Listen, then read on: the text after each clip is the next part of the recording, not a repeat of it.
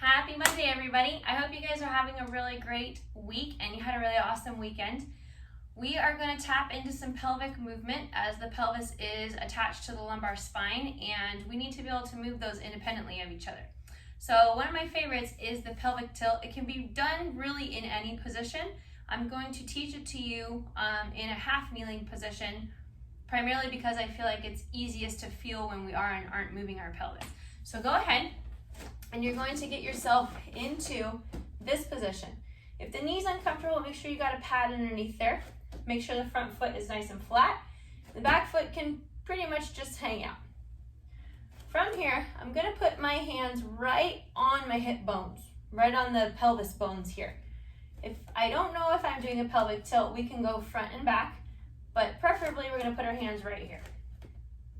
All right, so from here, what I want you guys to think about is the pubic bone is going to come up and the tailbone is going to go down. So you're going to go pubic bone up, tailbone down.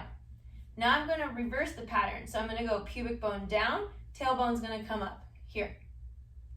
Then we're going to switch. Under and open. And under.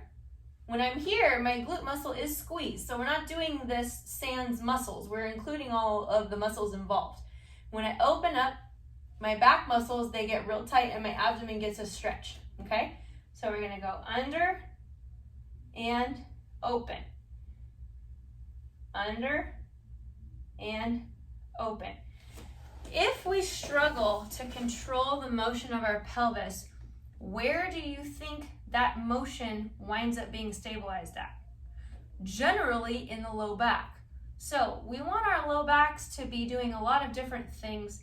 Stabilizing for pelvic motion probably is not one of them. So it's ideal for us to be able to dictate the motion of our pelvis independently of the spine and the hips so that we can have a little bit more control over what our bodies are doing in space. So give these pelvic tilts a try. If you can't get to your knees, do it standing. If you don't want to stand, do it laying down. Totally up to you in terms of position. The goal is to get that pelvis to rock forward and backwards pain-free. If anybody you know has a stiff pelvis or you see them walking and they look a little hunched over, throw this video their way, have them start practicing it. Let's get people out of pain. Let's get rid of this low back pain and opioid epidemic. I hope you guys have a really awesome week, and I'll see you next time.